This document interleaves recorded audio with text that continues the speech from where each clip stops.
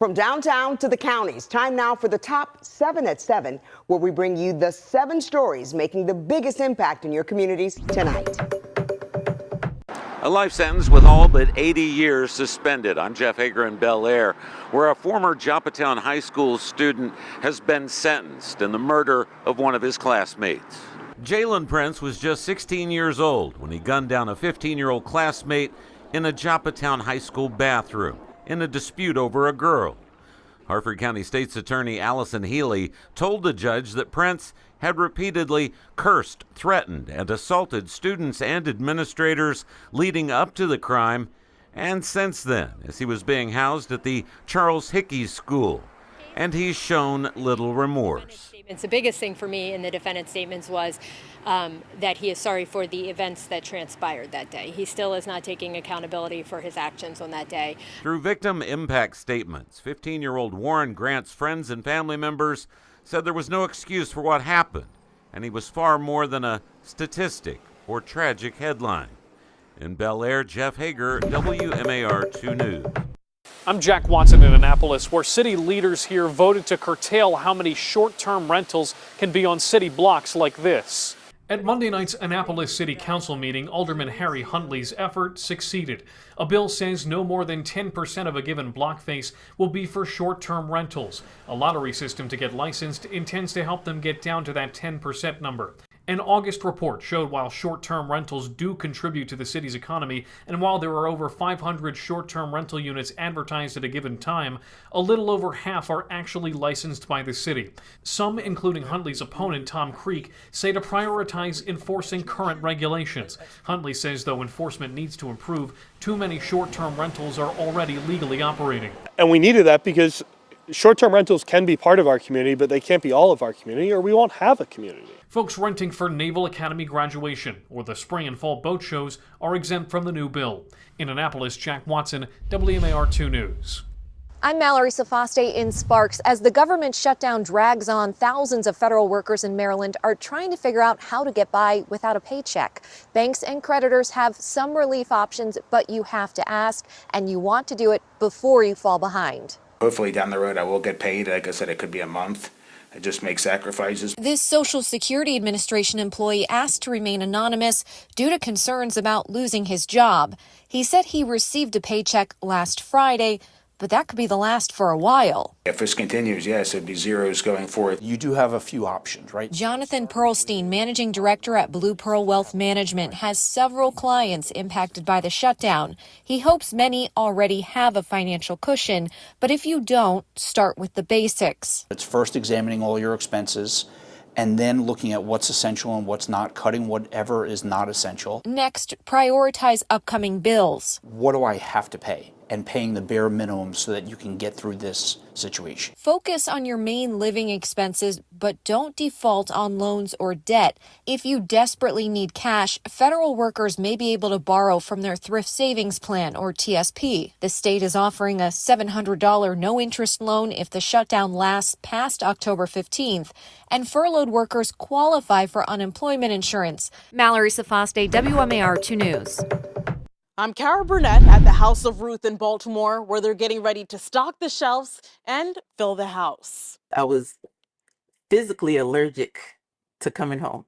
Erica Whitney Young endured more than a decade in a violent relationship. This wasn't the first time that I had left, but it was the final decision and taking a step toward finding peace. With 2 young children in a suitcase, Erica left for good and found help through House of Ruth. They provided her with legal assistance, therapy, clothing, and a place that she could rest safely. Now, Erica is giving back as a House of Ruth storyteller, using her voice to help others find their own strength. If you have the knowledge, you could help them possibly find healing and free themselves from that dangerous situation. WMAR is once again partnering with the House of Ruth for our Fill the House campaign on October 15th, collecting much-needed items to help women and children get a fresh start. You can drop off your donations from 9 a.m. to 6 p.m. at the Wise Market parking lot in Towson Place. Cara Burnett, WMAR 2 News.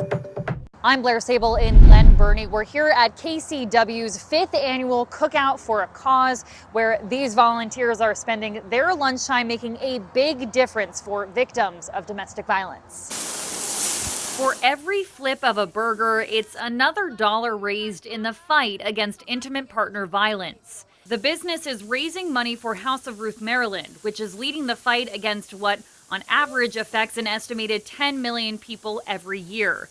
WMAR2 News is also a partner of the nonprofit.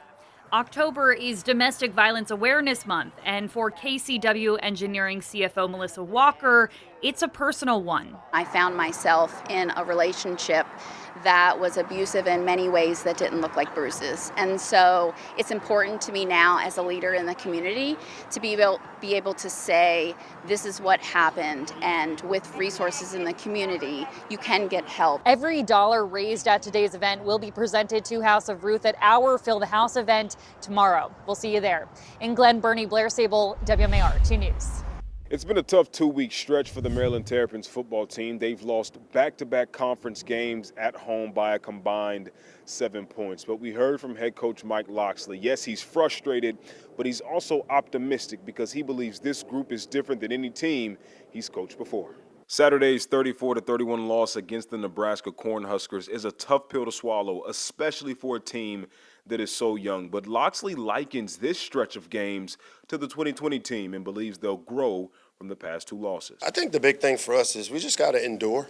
I mean, endurance is one of the hardest things to do because when everything around you tells you to stop, tells you to it's not going to work, it's usually right before you have the breakthrough. Locksley says that this team's focus is already on the UCLA Bruins, a team that started out 0-4 to begin the year, fired their head coach, and has since won their previous 2 ball games. Saturday's game is in Pasadena, California at the Rose Bowl. Kickoff is at 7 o'clock. Reporting in College Park, Xavier Wary, WMAR2 News.